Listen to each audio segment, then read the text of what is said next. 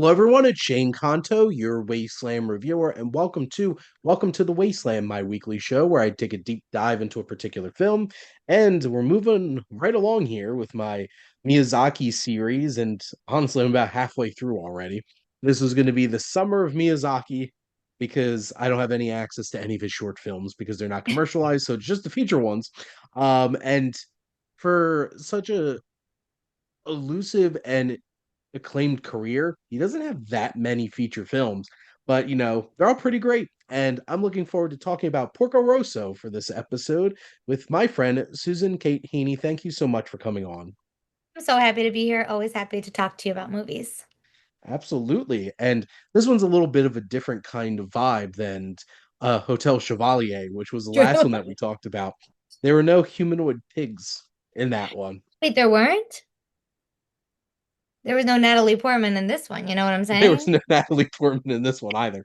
But there are Pigman and fascists and airplanes and you know, Has it and all. fascists when fascists were still bad guys in movies. So but for those who haven't tuned into the show before, we have three segments on the show. So we will start with coming attractions for July 11th, and then we'll get into our feature film and then have some recommendations for it. But starting off, so July is the blockbuster month for sure, especially this summer in particular, with new dinosaur movie, another Fantastic Four, and of course another Superman, which is coming out this weekend. But Suke, what film are you most excited for this weekend? I would say Danielle Forever. I Hmm. saw the trailer and, actually I took my daughter to see Lilo and Stitch. The trailer was not in Lilo and Stitch, which was good. But all the other trailers were very adult. And I was thinking like, oh, right, it's the time. She was like, these are Hmm. all scary. I was like, I think Lilo and Stitch will be okay. But yeah, Danielle Forever. I think the trailer might have been at Sinners. I'm not exactly sure where I saw it, but it looked really cool and unique. And I love a memory kind of movie. Like Yeah, I always find the eternal sunshine of the spotless mind of it all. So, this has a lot of those vibes, like yes. 100% for sure. Yeah, I'm excited. And A love was so bad, you need to erase it. yeah, I I was a huge fan of Colossal, the film that Nacho Vigalondo did previously, but it has been like 7 years since he Wow. had a feature film. He's been doing a lot of TV, including Our Flag Means Death. He Oh, so directed good. some of those episodes, Yeah. which love that show, and I'm very sad that it's not gonna have another season. I But know. we're not here to talk about all the shows they've canceled that I love on television because there's too many to talk about. But I actually did get to see this film a couple Oh, weeks ago with a screening link, and I feel like I need to rewatch it. It's one of okay. those kinds of films that I think there's a lot to really process. I didn't quite love it as much as Colossal, but there was still a lot that I really appreciated about this film. Okay, And cool. Henry Golding is always an interesting addition to things for sure.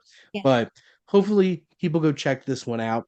I feel like this is going to be a rough month for like smaller films to find Yeah. some space because like The there's going to Marvel. be multiple movies this month that are making hundreds of millions of dollars opening weekend. As we're recording that, the new Jurassic World just made like 320 something million dollars worldwide this weekend. Oh my God. Right. Go see little movies this week. And by little, I mean like still multi-million dollar movies, but Ones that only cost like 15 to 30 million dollars and not like 200 million dollars. exactly. So I was very tempted to pick Daniela Forever for this one, but I'd be lying if I wasn't super excited about this new Superman movie. And also Yes. very curious about how this is going to go. It was so funny because I was visiting my mom and her boyfriend on 4th of July, and they were spamming trailers for Superman and Fantastic Four during the Phillies game we were watching. Oh yeah. And they're just like, they're making another Superman movie. They're making another Fantastic Four movie. I'm like, yep. And also there is an audience for it all, right? Like it is, those are two of the trailers that were in Lilo and Stitch, which I did think the Yes. trailers were like somewhat adult for the Lilo and Stitch of it all. But And Clover was like, "This is scary." And I said, "But it's Superman." Like just because it seems like it's for kids, but it's not. Yeah, Um, yeah. and from what I understand, this is supposed to be going back more towards like Christopher Reeve Superman tone than, dark and brooding Zack Snyder Superman. Because like if they were showing like Man of Steel trailers in front of Lilo and Stitch, you'd be like, this doesn't seem exactly right. And Oh, I don't know how to feel about the tone of the new Fantastic Four film because it feels like this is about a family and stuff like that and this romping adventure. But then you have Galactus who's like devours worlds, and I'm like, I feel like this is gonna get heavy. So yeah. like it's very interesting, but like this Superman, I it's gonna be really funny. Honestly, the thing I'm most excited about is Rachel Brosnahan as Lois Lane because I love her. Because She's so Marvelous snappy. Mrs. Maisel, Of oh my course. god. I'm like, She's a perfect Lois Lane. I'm pretty sure I thought that she would be a perfect Lois Lane while watching Marvelous Mrs. Maisel at some point. And I'm like, Yes. it has come true. So there You you you go. put it in the universe. And then it happened. Exactly. So powerful. Like I'm excited to see it. I'm actually literally seeing it tomorrow. I have a press screening, so we'll see. We'll Okay. see. I And I'm can't wait to hear imagining the it's still going review. to make a ton of money either way. So Yeah, exactly. one of those kinds of things. But going from Superman and dreams of dead girlfriends to a plane flown by a pig man. And that's what we're getting with Porco Rosso. What a So segue. now this film is set in 1930s Italy. A veteran World War One pilot is cursed to look like an anthropomorphic pig. So what a synopsis on IMDb they gave. Um, That was it? that was it. Oh no, wow. no story. It's just like this is a pig man and he flies a plane. So that's all you need to know, I guess. But a little bit of background. So this is based off of a manga called Hikotai Jidai. This made approximately $45 million worldwide in its run, which honestly, for 1992, that's a nice chunk of money Yeah. for sure. Um, it's funny because I was doing the notes for this and Princess Mononoke, my next episode. Oh, That made like $220 million worldwide. I'm like, well, that's a big difference. yeah.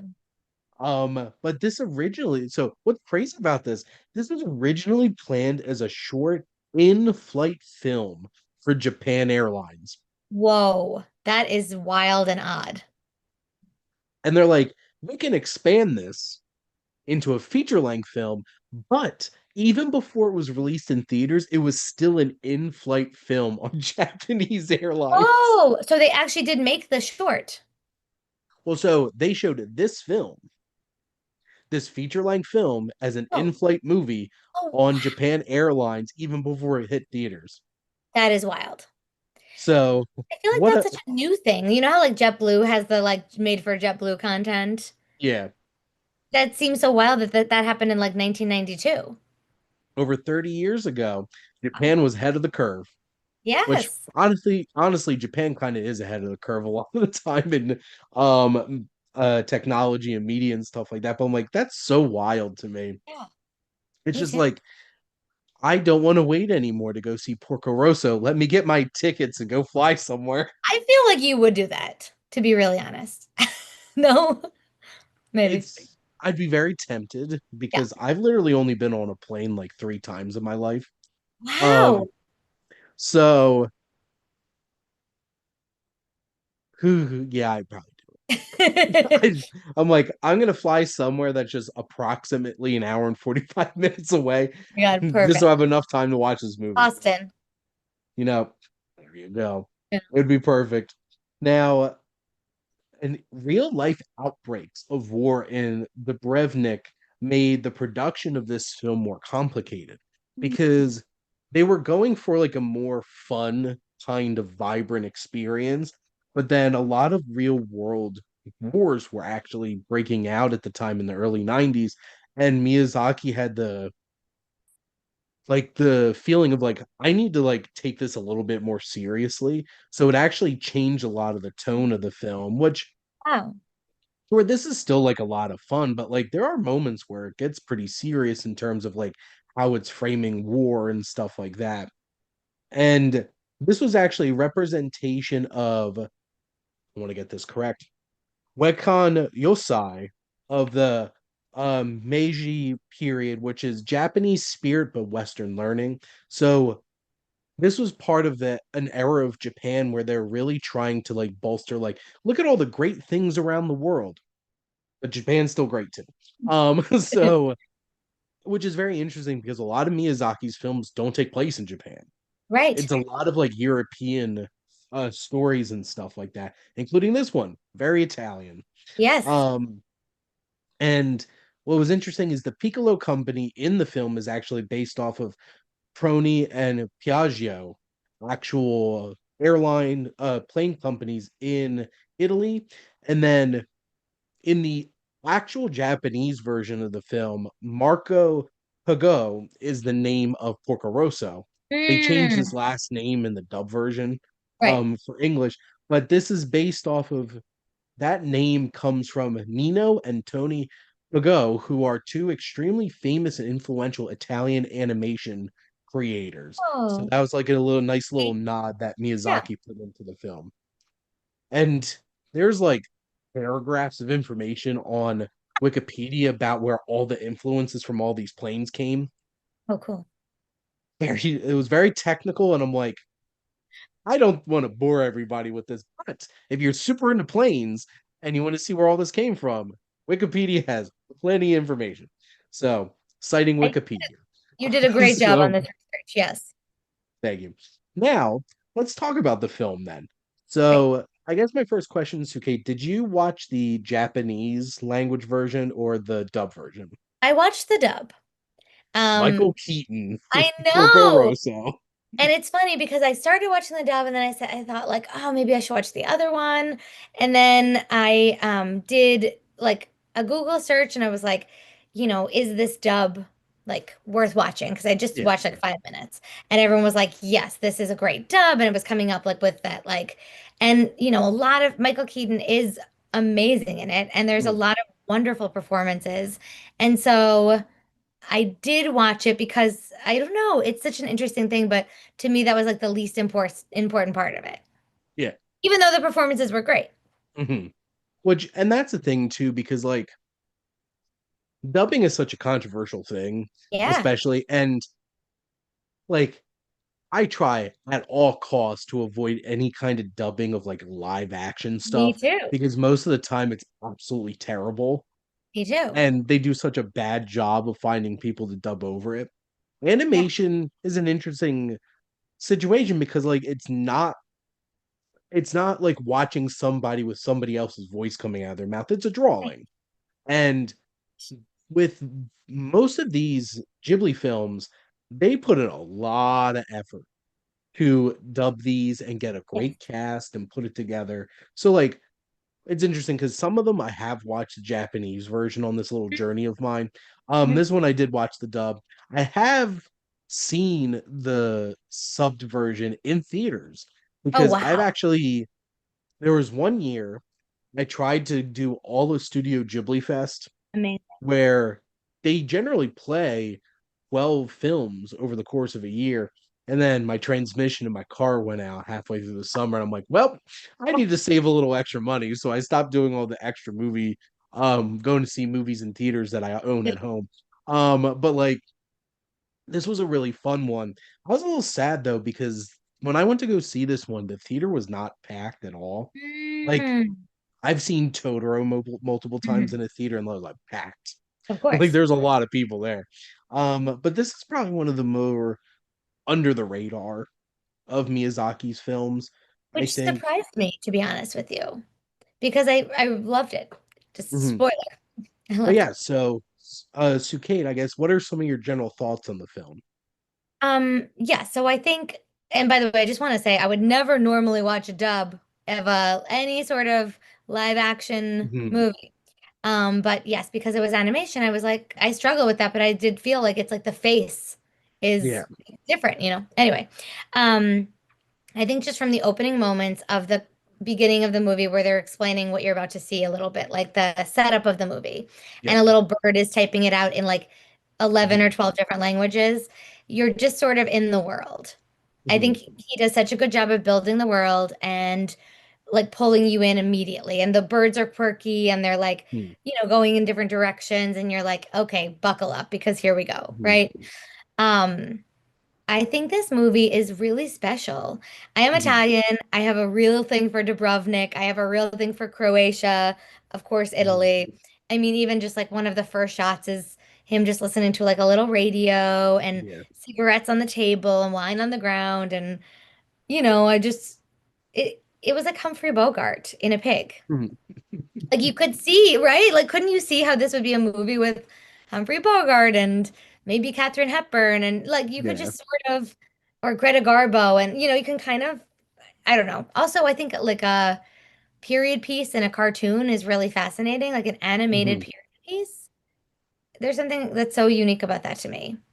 Well, and I think Miyazaki does such an amazing job of capturing this period to the point where it's like you get fully enveloped in this. And I think exactly what you were saying in terms of like you can see a Bogart, you can see a Yeah. Hepburn in this, is because this does really feel like those 30s kind of films and like just seeing like a crusty, just like Humphrey Bogart sitting there with smoking a cigarette next to his plane, just getting ready to go off on his next mission and Yes. everything. And it's so interesting because the dub casting of like somebody like Michael Keaton Yeah. definitely like channels that kind of energy too. Yes. That Batman-y kind of, yeah, totally. Hmm. Like it's a funny, you can really see the Casablanca of it all, right? Like Yeah. he's like, I'm a bad guy for you. I gotta stay away. I'm a womanizer. Mhm. He's like Yeah. really like I'm a womanizer, and he really is so self-aware, but also like not self-aware in that he doesn't feel he's like worthy of forgiveness. And so I just think they've created such a wildly complex pig character. Yep.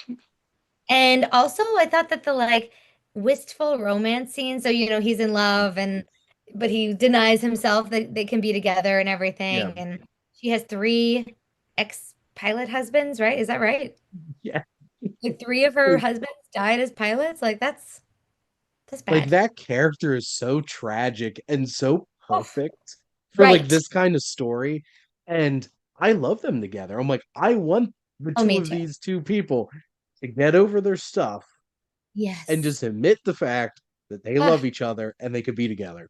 yes. And you get that through this whole entire film because they do such a great job of setting up that dynamic. They have Yes. great chemistry. This the set up these scenes in the background and their experience with each other is so great. And Yeah. there's just so many beautiful things about this film because like Miyazaki makes absolutely gorgeous films.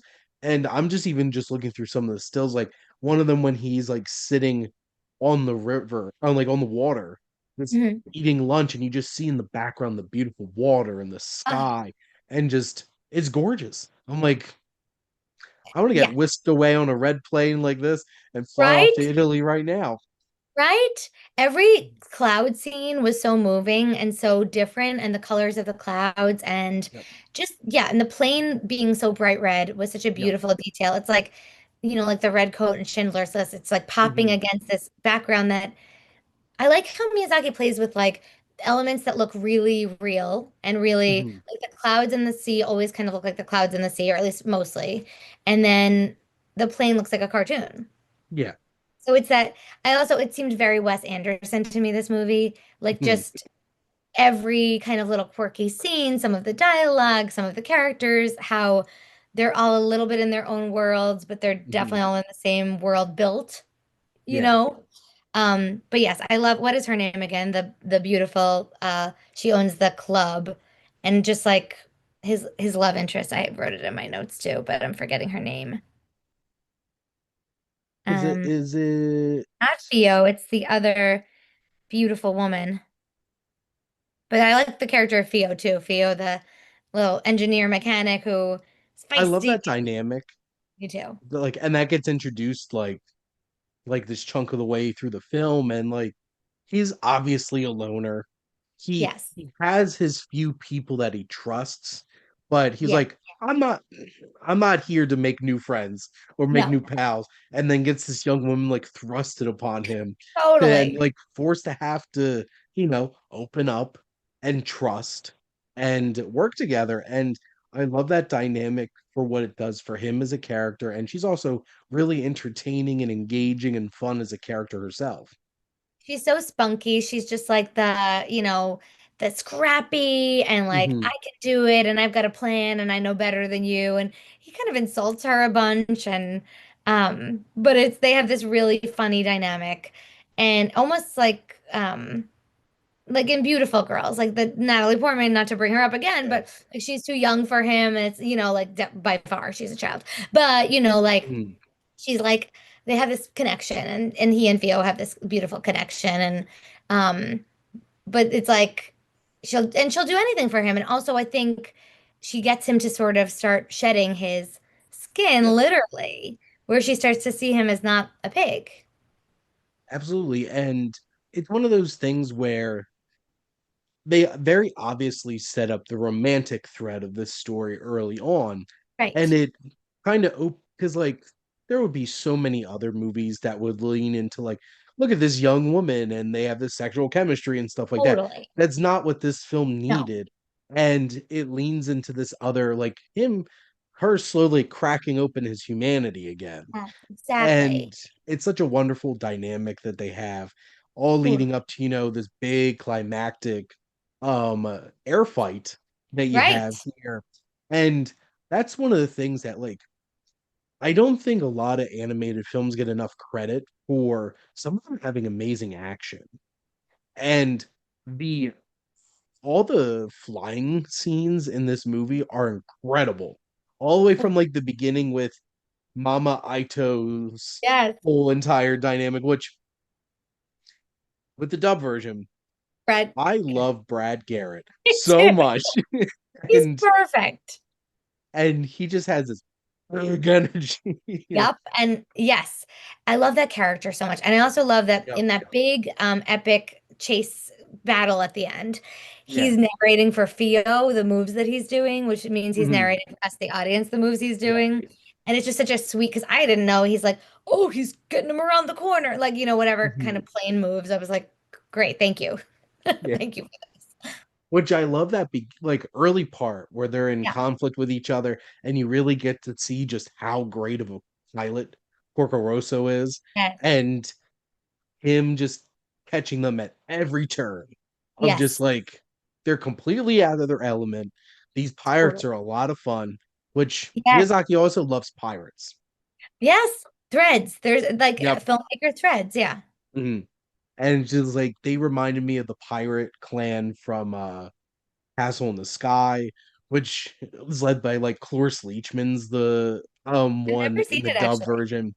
And it just this is such a fun group of characters. And then, when you cast Carrie Elwes as the antagonist, and this is just like it's so perfect. Totally. And No, the cast was perfect. absolutely. And their whole entire conflict at the end, with like this dual piloting thing, is just like Yeah. we don't want this guy to wind up with her. Screw this Right. guy. I know. I love that because yeah, Theo, like even I love that the pirates protected her, but they're like, Mhm. oh, you can't leave. You're the bet. And when she goes to like help Porco Rosso, Yeah. like that she puts herself up against all the money. And then I love that she says, we could have gotten more. Like she's just so feisty and she's so Yeah. fun and um yeah, one thing I loved so much was the attention to detail. Like when Mhm. he first gets in his seaplane, it sinks, like just to Yeah. show how heavy he is. And I just think like, yeah, those little moments. I know that, I know animators have to think of all of that and but it's like it makes it feel really special Mhm. as you're watching it. The way that our beautiful lady's dresses swished around as she was Mhm. walking, her like eyelashes like blinking very slowly because she has these long luscious lashes, like Yeah. all the details, just really special. Well, and those kinds of things stand out when you watch a film and you've seen other films where they didn't put that kind of level Yeah. of detail in. True. And what's so crazy to me is like Miyazaki's made some of his films in like him and his team in like 7 months. And I'm Wow. like, Wow. How? how many hours a day did you have them working? Which the answer to that is way too many Yes, because he's that kind of person. I'm sure. Yeah. Um, he is an extreme control freak and a workaholic, and Yeah, it's yeah, no yeah. surprise that he's still making movies well into him being 80 years old. Right. And still making them great because Boy in the Yeah. Heron was something special. Mm. But like all the little details and the character designs are so perfect.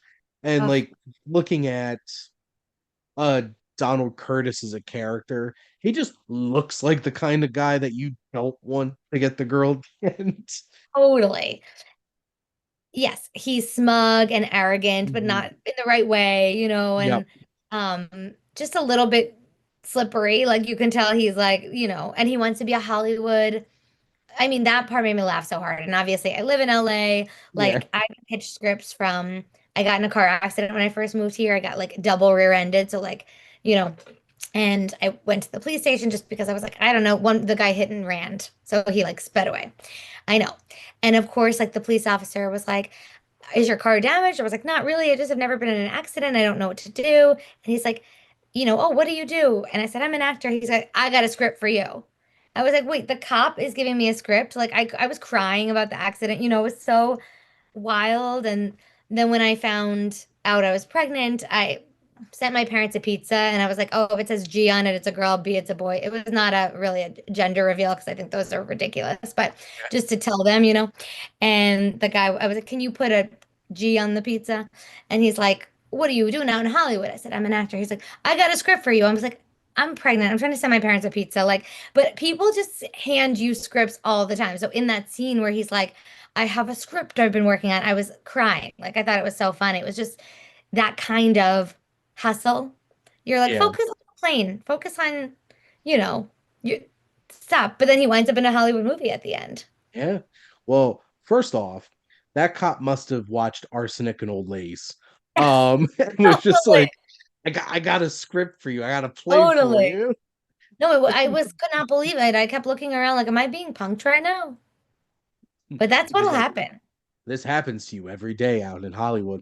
And Careful, then people. just like he like Donald Curtis is such that character and that fits him so well. And Yeah. why he's such a great contrast to Porco Rosso because he's cool. Yeah. Like he'll just like slip a quip in there and stuff like Yeah. that effortlessly. And Yeah. it's just like he doesn't have to make a big deal about it. He doesn't have to be like, "Oh, look at me," and he's just like, "No, man." It's just like Yes. that kind of vibe, and that's why I really appreciate like Michael Keaton's very like cool kind Yeah. of Like voice I, performance as him for sure. I wrote down, yeah, a few lines that I just thought like, um, laws don't mean anything to a pig. Like that, just like, or like, I gave him the slip. Like just these really film noir kind of lines that I Yeah. really loved. There's like a really famous line later that I thought was great, where he says, I'd rather be a pig than a fascist. That's my favorite line in the whole entire movie. Fine.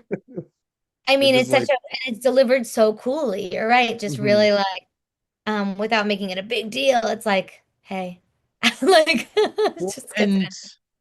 that context is important because this is 1930s Italy. Yes. This is post World War One, Yeah. and it's interesting because I remember looking into Kiki's Delivery Service and like all the background. That version of Europe in that never had World War One or World War Two. Hmm. Like it was specifically like this beautiful version of Europe that had never been destroyed, never had Right. that conflict and everything. And then this is an active choice to be like, this was a World War One pilot. Yes. And And then to going have, toward World War II. Yeah. Yeah. yeah. Yeah. And I think that's really interesting. And, you know, Mm. most of these films are like quote unquote kids movies. Not Princess Mononoke. Okay. Do not sit with your children. Show them that. Yeah. I was still scarred as a child when I walked in on that opening boar sequence, which I'll talk more about next week. But this is a film that like the family can enjoy, but like the adults in the room are going to get that added layer of context and really flesh out the depth of what this film is going for. Yep. And the fact that like he's like this bounty hunter as like going after pirates and stuff like that, but then like you have the opposite end of this, like this authoritarian kind Mm. of rule over things, and he's his own pig. I Like, love, yes, he's so his yeah, own thing. he's not going to answer to somebody trying to tell him how to do his thing, Exactly. which then makes him have this interesting dynamic with the pirates of like, hey, this is what we're doing. This is We're us all living our outlaws. lives. Yeah, it's so true. It's funny because before I watched it, I was like, oh, I wonder if I should watch it twice, like once with the kids and once alone. Because Yeah, sometimes when I'm watching with the kids, they're asking questions and things. And so I just Googled it because, yeah, some of his movies you can and some are you yeah, can, but your kids might be, yeah, scarred. yeah, And so it said like a few sites came up that said like, do not watch with your kids.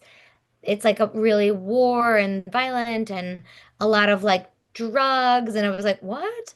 And I was like, what kind of sites are coming up on my phone? Like not the kind I'm going to, but like because there's cigarettes, because there's I, wine, because I guess but like I don't know. I do think they we're getting obviously were not made in Europe. right. It's like Yeah, this is just like right. everybody the age of 13 is smoking Exactly. cigarettes and drinking I remember wine. working at a bar when I was like 21, and these people came in with their child who was like 9 and ordered a glass of wine for the child. And I was like, I can't give that to you. And they were like, we're from Europe. And I was like, yeah, I don't think I Yeah, can but this anyway. is still You know, yeah, like it's different, right? But I afterward felt frustrated because I was like, I clearly could have watched this with my children yeah. because, and the sites, I was kept waiting for something really dark or scary to happen. And it's like, there's a fist fight at the end. Like, Mhm. there's pirates. Like it's not, but the pirates, it's very campy. It's very silly. It's Yeah. very Buster Keaton silent film-esque to me. Mhm. They're kind of like the worst pirates ever. And so they're funny. You're able to laugh at them because they're not actually Mhm. instilling fear in you because they're trying to kidnap this group of school children. But I hate to say that that's funny, but it is sort of just so they're so bad at it that It's going to a very good job. it's and right. Yes, there's and an improv called World's Worst, and I would say they're world's worst pirates. They let the girls hold the guns. Like they're bad. even IMDb's like this is still a comedy. It is a comedy. Yeah, so Oh, like it has the space to have those flashbacks of the war and have those right. kinds of experiences where it's just like, yeah, the world's not a perfect place, but like Yes. there's just this has a sense of wonder and a sense of Ooh, charm about it that's yeah. just it makes me who's afraid of heights and doesn't go in planes often Oh, right, just right, want to right. get up in a plane and just be like, this is gorgeous and Oh just my go God, a off on this seaplane? adventure. And that's the kind of vibe that Miyazaki's going for and captures it perfectly, Yes. absolutely perfectly. And going into this because like basically this has almost been a rewatch for every single of these Miyazaki films because I've seen almost all of his Right. before even doing this series, but I was expecting going in and Porco Rosso being like, I still really enjoy it and still being on like the lower end of things. And I rewatched it this time and I'm just like, this really clicked with me, like Me really too. clicked with me this time. And it was such a special film. And like, sure, some of his earlier ones like Nausicaa and Castle in the Sky are like bigger fantasy kind of things, but like I just love the vibes. What this is channeling in terms of like those old Hollywood homage type Oh, energy, and the action's incredible. It's charming as hell. I just really enjoyed this film so much. I agree with all of this. I think also I love one weird like thing that I love in movies. You know how everyone has I love scenes in movies that take place in movie theaters. Hmm. I'm really into that. So there was that scene in the movie theater where Yeah. he's watching a movie. He goes, "This movie stinks," or something like that. And then the other guy's like, "This is great." But it was like a funny, Hmm. like I just like little insidery kind of joke there that I thought was really funny. And I love to see like, yeah, just as the, old movie posters outside of theaters and Yeah. stuff. And they had those old like political posters outside of the Mhm. theater. And just that attention to detail I found so very special, you know? Yeah, Absolutely. And, I just love this character. Like, me too. I, one character he automatically made me think of, like, I've been a huge fan of the 1999 Mummy movie since I was a kid and watched that so many times. Yeah. Even though that scared the crap out of me as a kid. Oh my Because God, it it's is so good. still, Yeah. there's still scary moments in it. But Yeah. like that one pilot who's just chilling out in the desert on Mm-mm. his own like little Like pad, timeline. Yeah. and he has a little table, he has his tea, he has his Yeah, big that's true. mustache and everything. I'm like, this is Porco Rosso vibes right here. Interesting. I wonder Like if they he, were influenced. I don't know. That would be an interesting thing. Like, I feel like both of the Mummy and this are pulling from the same kind of like homage to like that old school like Hollywood kind of feel to it. But Yeah. like just the image of him sitting with his cigarette in his little Yes. hideout, this little alcove and everything is just it's a vibe. And He's such a fact. First of all, I know this is wrong. I found him so cute. And I know that's not the point, but I just thought he was so adorable and I love the way he moved through the world. He had so much mhm, swagger, yeah. right? Like, and just not on purpose, just like how he is and he does the right thing, even though he's this rebel, he's this outlaw. Mm. He's like a bad boy pig that I don't know, he's like everything you want, right? It's like that anti-hero. And I think they did a really good, like it's like Miyazaki did a great job of, Yeah. but it takes a whole team of people, obviously, to A whole team of extremely overworked yeah, no, animators. it sounds like it, yeah. Um, but just to make him so human and flawed and messy and you know, all the things. He's roguish, and I like that about him. He's roguish. Uh, He's a roguish pig. Absolutely. I was just writing a whole entire article about like the adventures of Robin Hood. So like I've just been Rogue. having like this old school like swashbuckling kind of Totally. vibes in my head for the past hour before we started Oh recording my this. God, I'm like, amazing. this energy, he's got it. But I Right. guess Suke, did you have anything else you wanted to add about Well, Porco yeah, can we Rosso? talk about the one wild part where all the planes start like going to heaven or whatever, presumably like the afterlife or something? Which this is Is that because a like, spoiler? Can I not say it? well, here's the thing. I generally spoil the movies on Yeah, this we show spoil so because like much. especially Right. because like tons of the movies I've talked about in this show are like decades old. This is over a 30 something year old Okay, movie. fine. That's fair. So but like which that makes me weird to say that this is what 33 years old at this point. But it's a fantasy film because it has a pig man. So like you Right. have that, but and then it's just like, is there something more than that that's kind of Yeah, going that's what on I want to here? talk about is those two things. So like, yeah, there is this like, for anyone who hasn't seen it, they're like in the sky and everyone around him got killed in this battle in the war. And Hmm. he is like thinks he's dying as well. Like he doesn't have control anymore. And all of a sudden he's just sort of floating. And then one by one, the people he was like fighting with and his enemies and his loved ones are like going up into this weird sky cloud that's Hmm. like pulling them up to whatever Miyazaki or whatever wanted you to believe the afterlife is, right? Yeah. And I just found that really moving. And my husband and I were watching together and we were both like just I don't know. I think it's risky for any filmmaker to like try to explain what they think heaven or an afterlife would be if they do Hmm. believe that there's heaven or an afterlife, right? And so I just kind of love that he did this in this kids cartoon. And also I love that such a big theme was like that the curse seemed to me to be self-imposed, like the curse of him being a pig because he felt so unworthy. And so um like why did I live when they all died? Hmm. Which is a big question for a Yeah. child, right?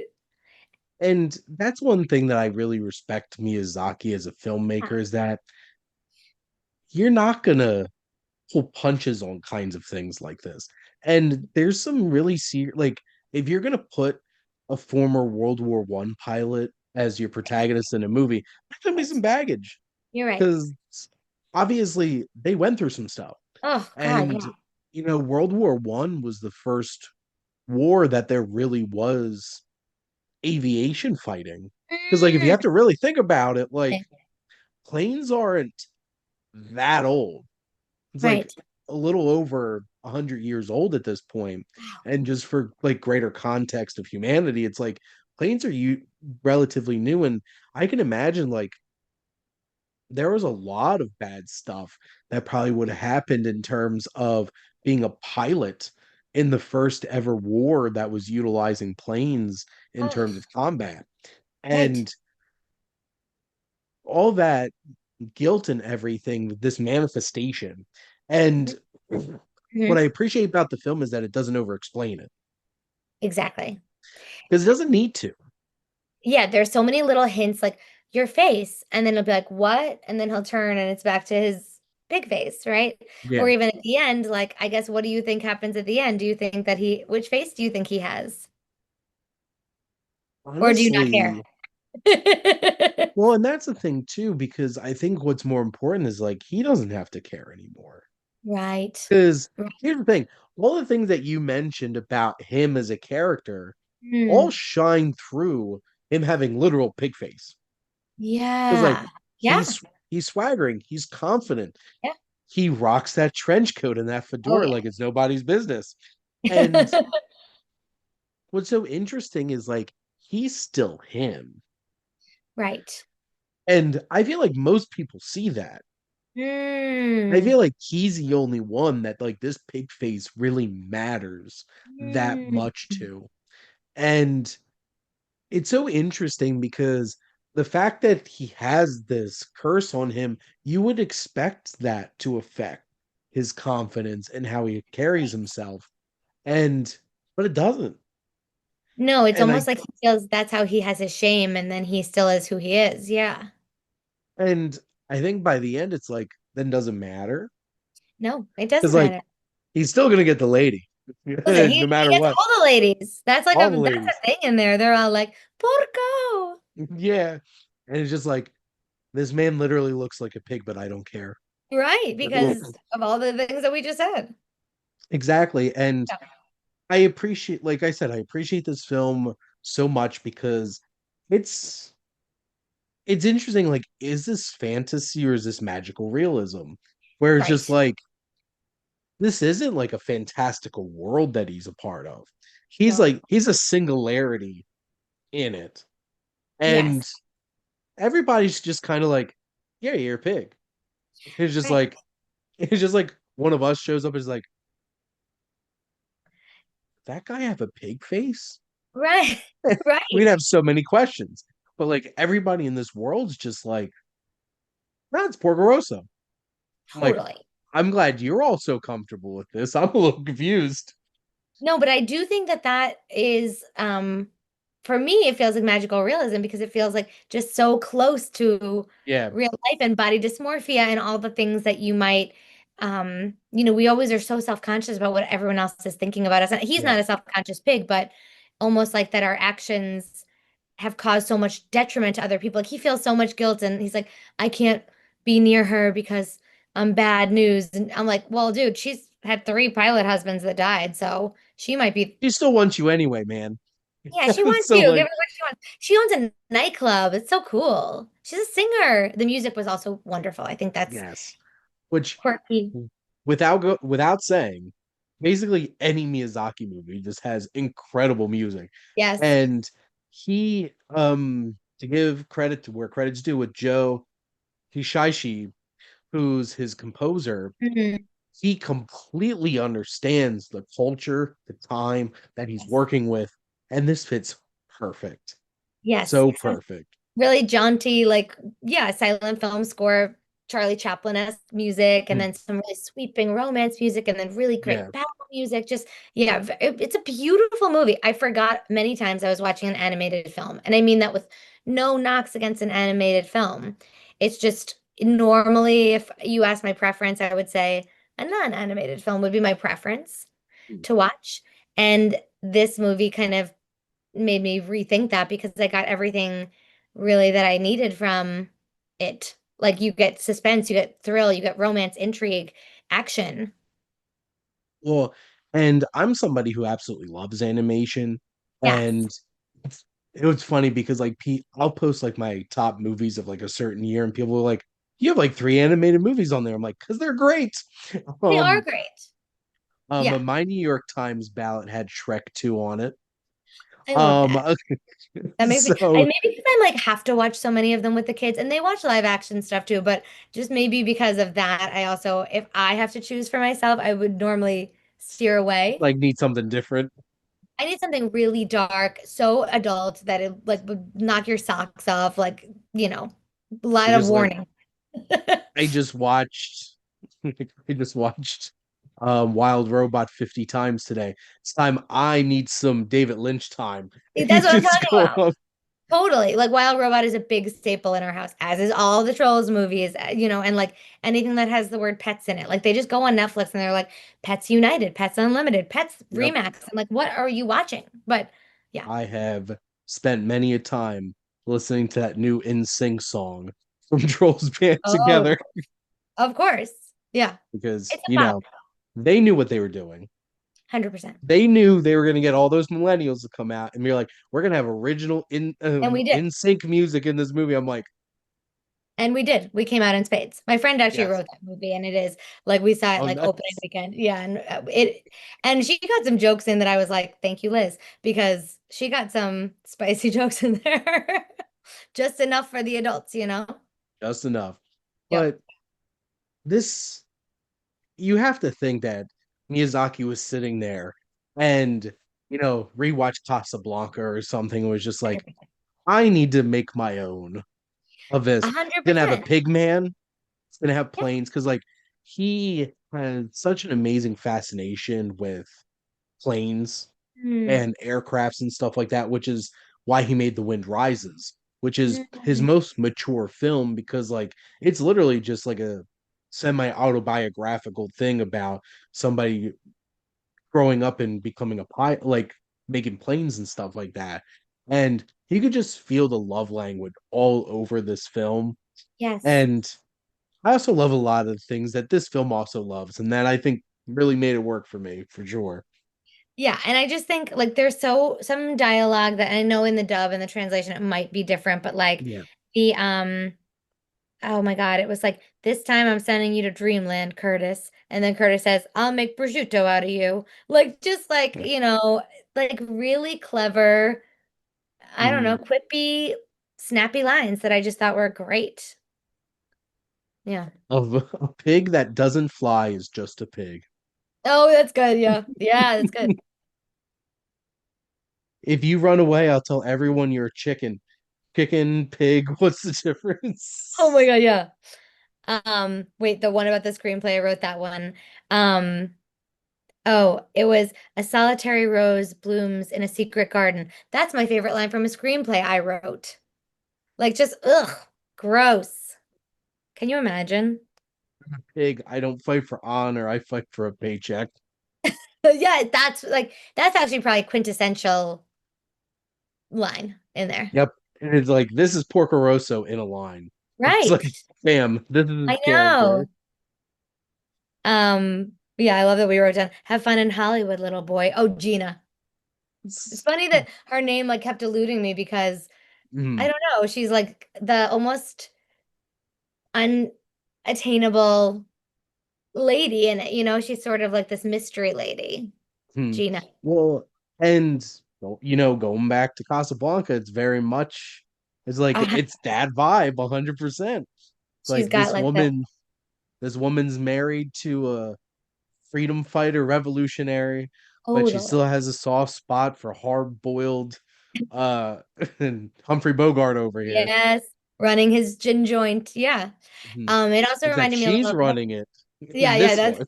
exactly. Mhm. Exactly. Have you ever seen Gilda with Rita Hayworth? No, I haven't seen that one. I can recommend a movie to you. I'm losing my mind. Okay, you gotta watch this and then text me after, please. Yeah. Because she's just so, oh my God, like luminous in it. She Hmm. has her hair over. You've probably seen the meme, and she flips it at the beginning and she Hmm. sings this like nightclub song. It's a great movie. But this character kind of reminded me of that, like this nightclub singer, and Hmm. there's so much power, you know? And it makes me so happy that because like one of the biggest complaints about film at this point in the history of film is that you've told all the stories, everything feels so derivative and it's just the same thing. When you can take Mm. all of these things that you love about older films and then Mm. completely make your own story about a pig that flies a plane and somehow just channel all of that energy into it, it's like that's how you do it. You need to Yes. find a way to distill your influences and find a unique way of channeling it. And Yeah. that's exactly what this film is. It's just there's no films quite like it, but Yeah. you can see all of those homages and all those influences, and Miyazaki wears it on his sleeves. And I think that's just it's so charming on this whole entire experience. I love a movie that goes for it. I love a movie that has a passion that you can see in Mm, every frame. Um, and it's an epic, sweeping story. It takes place, yeah. there's like a really clear first act, second act, third act, and Hmm. um, a big fight, culminates in a big fight. And I don't Hmm. know, I think it's just a really magical movie. I was really happy you asked me to watch it. When you said Porco Rosso, I was like, what? Because I'd actually really, to be honest with you, never heard of it.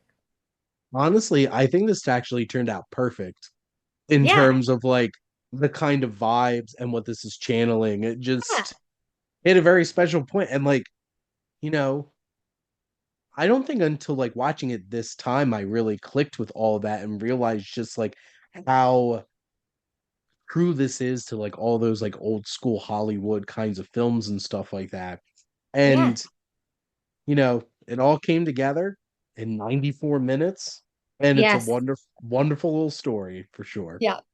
And there's just some really funny bits of physical comedy. That's the last thing I'll say Mhm. because, and then you say whatever you want to say. But I just, there's like the moment where he just finally gets to relax and he sits in the chair and kind of puts his feet up, and then all the pirates rush out of the tent, like Yeah. 60 pirates. And he's just like, well, like, and there's another moment where they say cheese, and all the pirates pose for a cheese and it freezes, and they've all been clamoring to get next to Theo. And Mhm. then it freezes on the screen. So you kind of think it's at the end of the movie in a way. And then right after they all fall, like they were actually frozen. And I don't know, it just made me laugh really hard. Like there were enough really fun bits of kind of it like combined like slapstick with like old Hollywood drama. Mhm. And those are kind of my two favorite, like Casablanca and All About Eve, but like really Casablanca is like my favorite movie of that time. And then like Buster Keaton is my favorite guy of the time, right? So Yeah. it like did both for me. Well, and it had great action, but it also had that great physical comedy as well, trying to balance those things.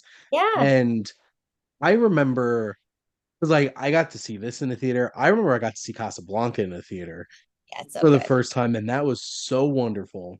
It's the And best. I just wish people could write like I just remember watching that film and just being like, "Oh my God, this script is so sharp and so funny." And anything that Claude Rain said out of his mouth was absolutely gold. Perfect. And just this film really channeled a lot of that energy, and I Yes. loved it so much about it. So, if you're gonna take a deep dive into any of these Miyazaki films that definitely don't get enough love, check out Porco Rosso for Thanks. sure. But we have other recommendations to send you all home with. But Suke, what would you like to recommend to everybody? I mean, I'm sure Sinners has been talked about a bazillion times on this podcast. I know it's just come out on Max as well, but I say Yes. you have to go see it in the theater. But just incredible to me. I can't stop Mhm. thinking about it. I've been down the rabbit hole of all the memes, all the interviews, all the things. But I will talk about Pee-wee as himself. I think I'm Mhm. saying that. Right. Pee-wee as himself. Yes. Um, I knew a bit about Pee Wee Herman. I was so young when the show was out, so I didn't really know so much. I think I more knew of him from MTV when he was like doing stuff with MTV at one point, and um, And then I started watching like reruns later, and I was like, wow, what a cool world. And it's so exactly Yeah. what like a whimsical world and talking objects and joy and, treating kids like they're little humans and not, Yeah. but then just really fascinating to see so much of the behind the scenes. I really was fascinated by, everyone kind of says it about him, like super creative, also super Yes. strategic. And I think that that's something that, and I'm not trying to make this about me, but like with my art and stuff, like with my art, but like balancing the creation of it and the getting it to its next level. And Yeah. he fought so hard for his projects, and it gave me sort of the oomph that I need as I'm trying to like sell some screenplays and get some movies made. Mhm. And I was like, okay, you got to advocate for these projects because they have something to say and you believe in them. And watching that gave me a little fire. So I feel like but any dreamer, anyone who likes weird humor, anyone who needs to be inspired, I thought it was just a fabulous documentary and It sad. Yeah, and it was so raw because like this so much of this is a dying man who's just letting it all out and doesn't give a crap anymore, Right. which I think was what was so impactful about all this commentary they got directly from him. Yes. And my first experience with Pee-wee was Pee-wee's Big Adventure, Oh, watching yes. that a And that's lot as a kid. right. And So good. like this really helping you understand who Paul Rubens was. Yeah. And I'm like, especially like the earlier stuff, I'm like, Pee-wee was hot.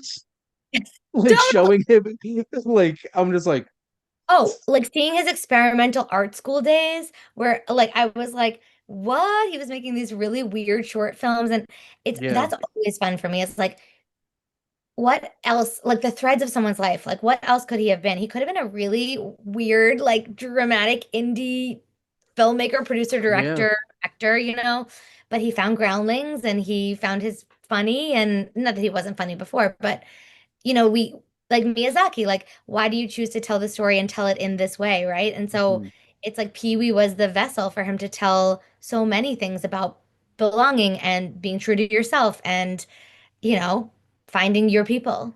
absolutely. Yeah. So Um, good. I just there's it was so interesting just seeing behind the curtain because one Yeah. of my wife and I absolutely love Alan Tudyk, Yeah. who has made a whole entire career of, voicing a chicken in Yeah. Moana and Yeah. Yeah. this Yeah. and that. Yeah. And I remember watching a video of him like doing all of his different voices because So he's good. like, I'm King, like him doing that like Fred Wynn kind of That's like, good.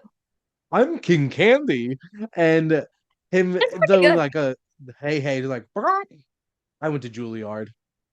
Yeah. It's Totally. Yes. just and Yeah. just like that kind of thing. It's just like I'm a humongous fan of Resident Alien. That's one of my Yeah. favorite shows on television. So And good. just watching him just being I'm an alien trying to be pretending to be a human. Yeah. And he's just so much fun, but like there's so much more behind. Like people have multitudes Yeah. and Yes. creativity has multitudes. And that's one of the biggest takeaways I had from this documentary is just like he had Mm, so many creative ideas and approaches. And, a lot of people are lucky enough to find that one thing that brings them so much success. And it was Pee Wee yes. Herman for him. And, Right. you know, seeing all those other dimensions to him was such a fascinating thing. And then just seeing like Paul Rubens uncensored, just commentating on his whole entire life And was something yeah. special. Yeah. It was so raw. And I love how also he was not shying away from how he can be a little bit controlling. Mhm. Was like, no, don't shoot it like that. Oh, you're gonna ask me this, aren't you? Don't ask that question. Yes. Like, I heard the production shut down for I mean, they sort of allude to this in the movie, but that Yeah. it shut down for a very long time and that it almost Well, just barely came together. and I'm I'm such a big fan of a lot of these documentaries about actors and stuff like that with like Steve Martin, biography in two parts. That one that came out on Yeah, Apple. yeah, yeah. That was amazing. And watching stuff like that, like I could sit there for a 3+ hour documentary about somebody that like and just getting that kind of exploration. And that's exactly this. HBO Yep. loves their two-part documentaries. Did they do the Val Um, Kilmer one too? I can't remember. I think that came out on Amazon. But Okay, that okay. was also a fascinating, I know. like My that gave me God. so much new perspective on Mhm. him Me as a too. performer. And I'm just trying to think of like, um, I love that Wise Guy, The Sopranos documentary that HBO had come out with. That had so many just like took you behind the scenes of like the whole entire process of making The I didn't Sopranos see and that. everything. I I gotta would see. recommend that one. That's Mm. also Okay. on Max, soon to be Okay. HBO Max again. Thank God. I still call it HBO, to be honest. I did say Max before, but in my private life, I call it HBO. I'm pretty sure there's still plenty of people that just continue to call it HBO Max, and now they won't be wrong anymore because then Exactly. it's just going back to where it was. So So weird. now I hadn't done any of these, recorded any of these episodes in a little while. It's been like about a month. So I had so many things. I'm like, what the hell am I going to recommend? Because I watched so much stuff in the past month.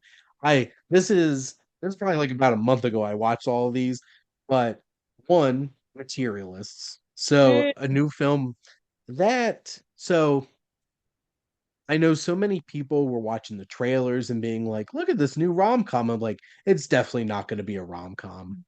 Like this is a Celine Song film. Like this is Right. not going to be a rom-com.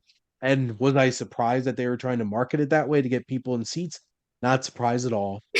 Which is frustrating because I am sure a lot of people got left disappointed. Like this is supposed to be a romantic comedy. Like no, it wasn't. They tricked you. Right. But this film was such an interesting exploration on love and Mm. dating and what relationships really mean and what connections really mean.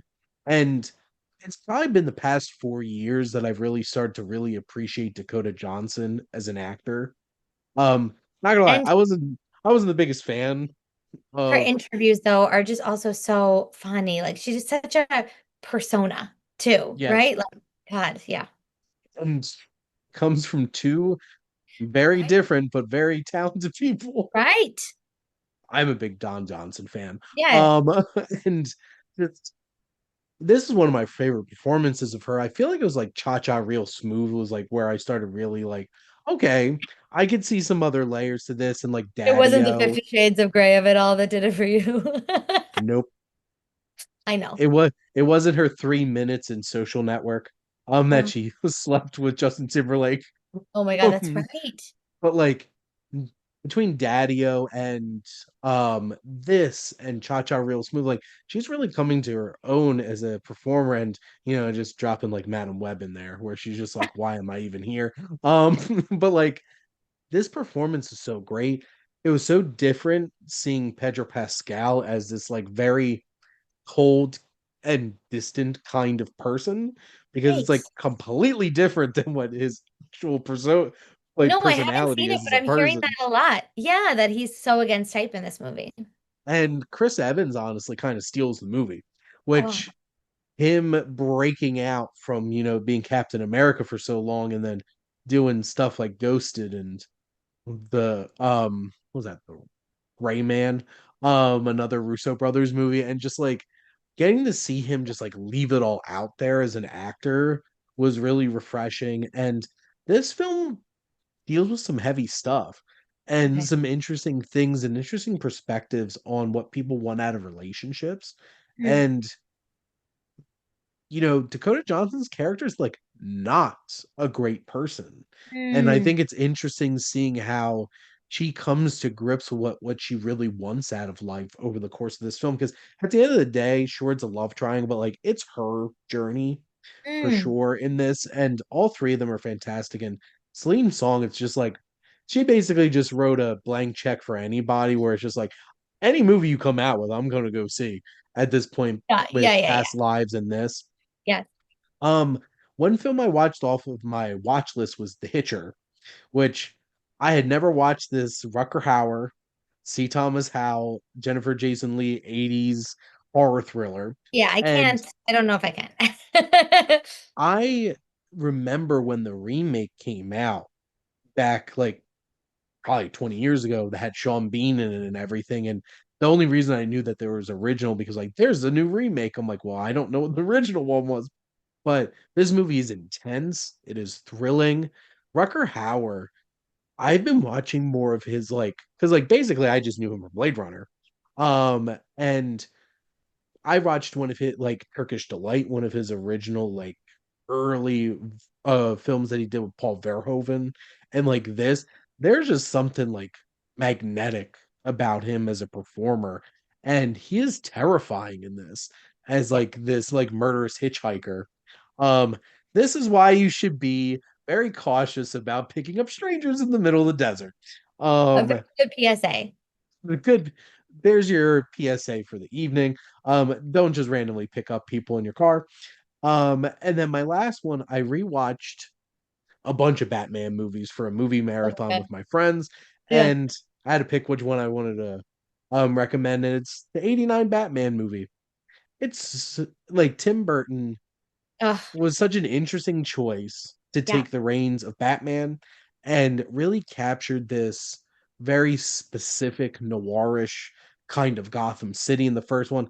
Like Batman Returns goes full blown like German expressionist, like really, really dark gothic Yeah. kind of Gotham. But here it's still like everybody has trench coats and fedoras. Wait, I'm And just making sure I have the right one. This is the Michelle Pfeiffer, Danny DeVito one. so that's Batman Returns. Okay, okay, okay. Yep. This is the One Jack is, Nicholson oh, is the yes. Joker. Yep. Oh, yeah. Which That's a great one. obviously Jack Nicholson was the biggest name person in this movie for Yes. sure. Which is why I got top billing. Yep. And Oh, wild. just so many of his one-liners like, what kind of mad world do we live in where a man dressed as a bat is stealing my press? And this Oh, town yeah. needs an enema. And just Yes, like, that's perfect. I loved that one. yep. And he is perfect. Yes. Michael Keaton, like, I mean, I wasn't alive when this came out. It was still a Yeah. couple of years before I was born. But like, and this is pre-internet, but so many people were so mad when they're like, Mr. Mom's gonna be Batman. Oh, With oh, wow. because That's Michael Keaton was only known really for comedy at the comedy time, stuff. but Yeah. he has that like brooding kind of Oh, yeah. intensity. You know, the moments like, you want to get nuts? Let's get nuts. And Totally. I'm just like Beetlejuice. Oh, channeling that kind of Yes. energy. Because Yes. like obviously Michael Keaton and Tim Burton get along very well Yeah, yeah, and yeah. are on the same page about the Yes. kind of crazy energy that you bring.